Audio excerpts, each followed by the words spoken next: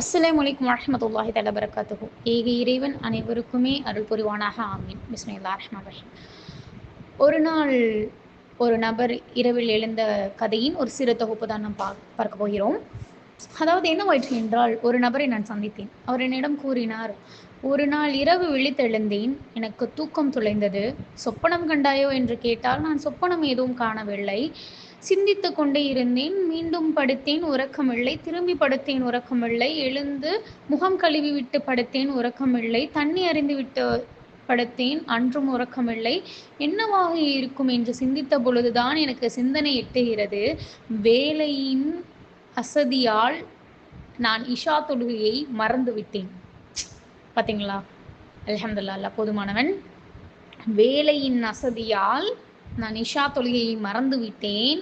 ஆனால் அல்லாஹ் சுப்ஹானஹு வ தஆலா என் மீது கொண்ட பாசத்தினால் மாஷா அல்லாஹ் என்னை உறங்க விடாமல் என் தூக்கத்திலிருந்து என்னை எழுப்பி அவன் தொழுகையின் பக்கம் என்னை திருப்பினான்.